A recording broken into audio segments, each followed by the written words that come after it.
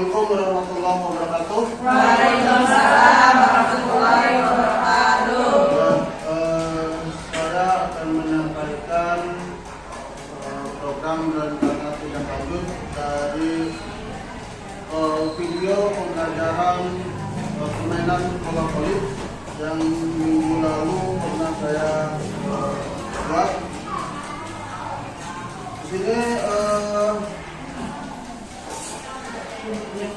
rencana tindak lanjut permainan bola voli diseminasi PKB PJK.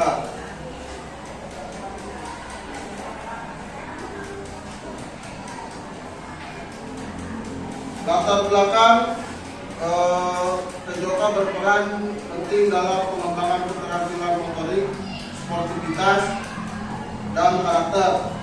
Materi seperti teknik dasar bola voli yaitu passing, servis, smash, melatih koordinasi, ketangkasan, dan kerjasama tim.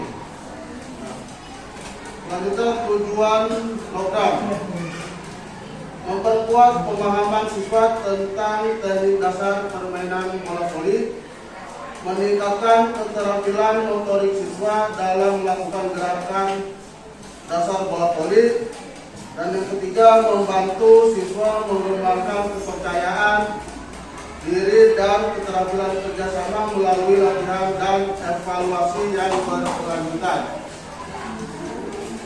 Yang selanjutnya capaian program penguasaan teknik dasar bola voli membantu siswa untuk meningkatkan keterampilan motorik, koordinasi, percaya diri, sikap sportivitas, dan minat pada aktivitas fisik untuk mendukung gaya hidup sehat sejak dini.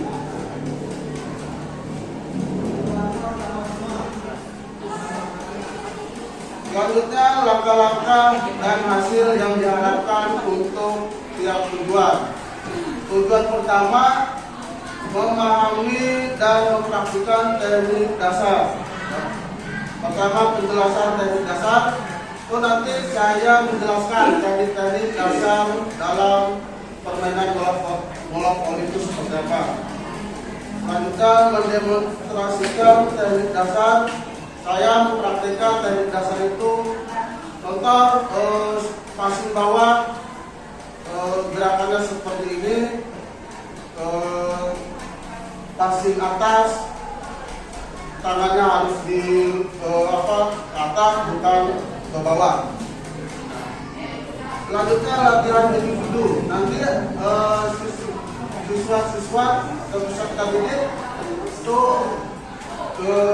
untuk latihan individu. Ya. Biasanya kalau di lapangan satu bola itu satu peserta didik untuk melatih passing atau servis dan belajar block dan smash. Selanjutnya evaluasi dan koreksi teknik individu. Nah, nanti saya mengevaluasi latihan individu peserta didik itu baiknya gimana dan kurang baiknya seperti apa, itu akan disampaikan. Hasil yang diharapkan, siswa dapat melakukan teknik dasar servis dengan benar, baik servis atas maupun bawah. Siswa memahami posisi tubuh dan koordinasi gerakan yang tepat di antara melakukan servis. Selanjutnya yang kedua, tujuan yang kedua, meningkatkan keterampilan passing bawah dan passing atas. Penjelasan dan demonstrasi teknik passing, terus latihan berpasangan, latihan passing dan dalam kelompok kecil, deteksi dan evaluasi. Nah, yang kedua ini nanti sama seperti tujuan yang pertama. Saya menjelaskan dan mendemonstrasikan passing itu seperti apa. Terus pengenaan bola ke tangan itu di mana, dan tidak boleh bola mengenai di bagian mana itu akan dijelaskan di tujuan yang kedua ini. Hasil yang diharapkan siswa mampu melakukan passing bawah dan atas dengan teknik yang benar. Siswa dapat bekerja sama dalam tim kecil dan memiliki koordinasi yang baik saat passing. Terus tujuan yang ketiga, mengembangkan keterampilan blocking, blocking dasar. Itu penjelasan teknik blocking, demonstrasi blocking, latihan blocking individu dan berpasangan, evaluasi teknik blocking. Yang ketiga ini sama seperti tujuan pertama dan kedua. Saya menjelaskan dan mendemonstrasikan blocking itu seperti apa. Kebanyakan dari peserta didik itu tahunya lompat, bukan blocking. Tahunya lompat, disuruh lompat, disuruh blocking lompat. Padahal bisa berdiri dan angkat tangan, jadi cara simpel untuk blocking. Kebanyakan blocking, loncat, disuruh blocking, loncat, disuruh loncat. Jadi tangan itu harusnya blocking seperti ini. Biasanya anak-anak disuruh blocking biasa aja, tangan ke bawah. Sedangkan yang akan ngeblok itu kelopak tangan. Hasil yang diharapkan, siswa dapat melakukan blocking dasar dengan posisi dan timing yang benar. Siswa mampu berkoordinasi dengan rekan satu tim untuk melakukan blocking secara efektif. Selanjutnya, memahami pola penyerangan dan pertahanan dalam permainan bola voli. Pertama, diskusi pola dasar, simulasi pola permainan ini untuk mengenalkan pola, refleksi dan diskusi kelompok. Nah, di tujuan ini peserta didik diajak untuk diskusi baiknya seperti apa, bagusnya seperti apa, pola pertandingannya, apakah menggunakan cara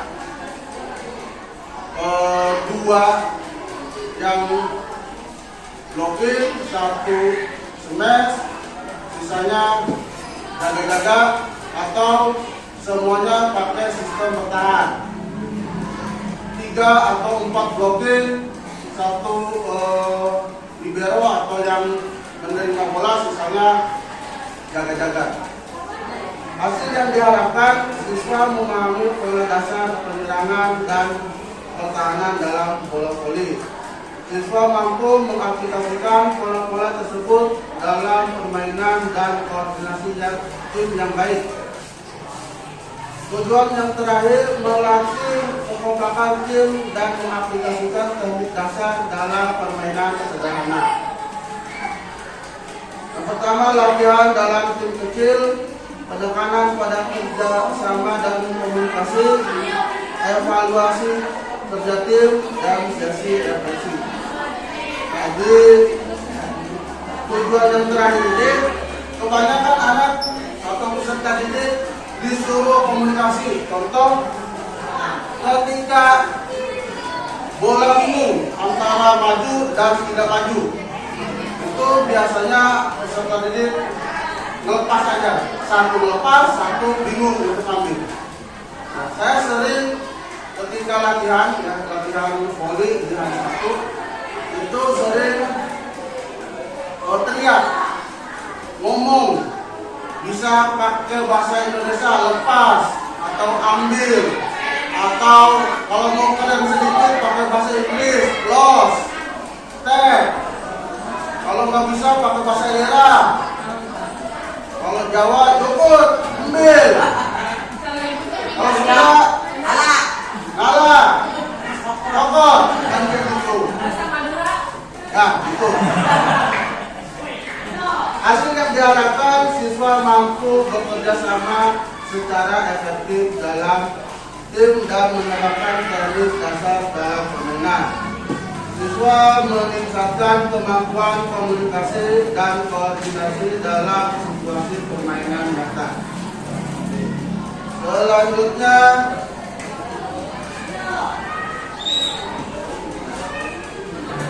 struktur, program, dan mitra dalam komunitas belajar. Pertama, program atau kegiatan yang dibuat merupakan sebuah program kegiatan ekstrakurikuler di sekolah. Kedua, kegiatan ini dilaksanakan oleh kelas 5 dan 6. Ketiga, kegiatan ini sedang berjalan dari setahun yang lalu.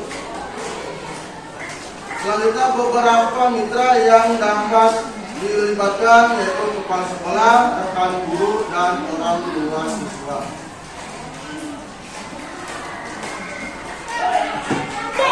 Nah, untuk struktur program dan mitra dalam komunitas belajar, sebenarnya kita itu untuk latihan dari kelas 3, kelas 4, 5, dan 6. Namun yang siap untuk dipertandingkan itu dari kelas 5 dan 6. Pernyataan tentang kapasitas yang dimiliki kelas atau sekolah. Pertama, modal manusia, kepala sekolah, guru, orang tua siswa, dan masyarakat. Modal fisik, lapangan sekolah. Modal sosial, koordinasi dengan masyarakat. Dan yang terakhir, modal finansial, itu dari dana bos. Nah, selanjutnya, rencana evaluasi. Evaluasi secara menyeluruh dilaksanakan pada akhir kegiatan. Apa yang sudah baik dan apa yang harus ditingkatkan melihat dari umpan balik dari murid berupa wawancara. Tantangan yang mungkin dihadapi saat cuaca buruk atau hujan, kegiatan dapat ditunda. Ya. Kedua, kegiatan sekolah yang bentrok dan kegiatan waktu dan adanya waktu kegiatan yang bersamaan. Ya.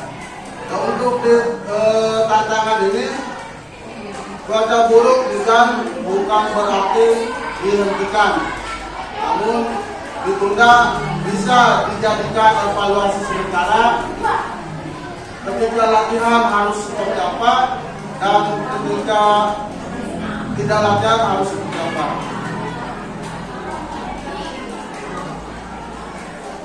Dan selanjutnya, terima kasih dari saya penyampaian program rencana tindak lanjut. Saya kira ada yang mau ditanyakan. Ya, Assalamualaikum warahmatullahi wabarakatuh. Waalaikumsalam warahmatullahi wabarakatuh. Ya, itu Pak, kami tantangan. Ada nggak tantangannya dari anak gitu peserta didik? Nah, tadi kan dari waktu kegiatan ya. Kalau dari peserta didiknya ada nggak tantangan tersendiri bagi Pak kami? untuk tantangan dari peserta didiknya itu banyak sebenarnya. Ada rasa malesnya, ada maunya istirahat dulu, latihan belum, udah istirahat dulu. Ada pentingin curhat dulu, baru latihan. Bila dia curhat, udah latihan. Banyak sebenarnya. Tapi mereka, ya pengalaman. Jadi kebanyakan mereka kalau sayanya nggak marah, itu dibuat kayak gitu. Kalau dia sekalinya marah, baru pada dulu. Walaupun nggak marahnya nggak mukul tangan, mukul gitu ya.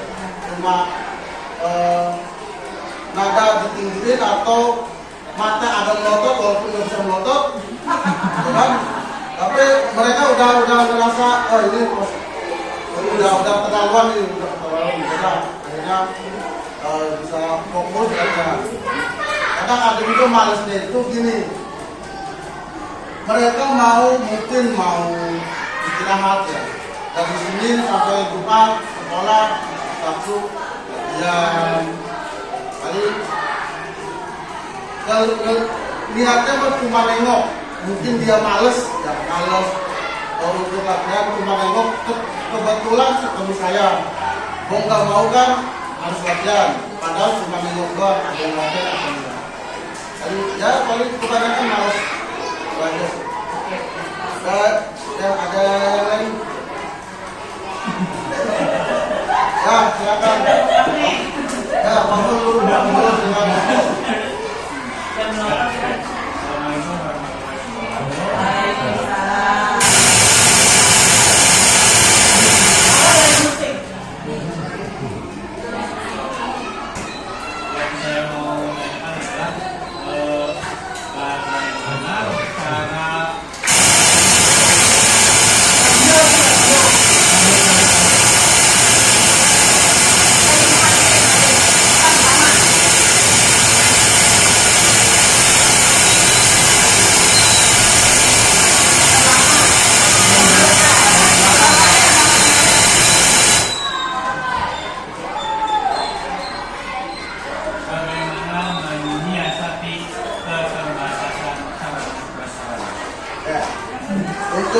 Untuk menyiasati sarana dan prasarana biasanya saya itu menggunakan yang ada di lingkungan sekitar. Itu kalau bola voli di kita cuma ada 2. Dan selanjutnya 1 orang 1. Menyiasati untuk bola voli bisa menggunakan bola sepak. Bola sepak memang keras, tapi daya anginnya dikurangi. Terus bisa bola basket besar, bisa digunakan untuk melatih passing atas dan belajar blocking dan space. Itu sih yang biasa saya lakukan. Ada bukan? Kasih Pak Tami, hanya sedikit mungkin pengalaman mendalam di lapangan kita kan sempit Pak.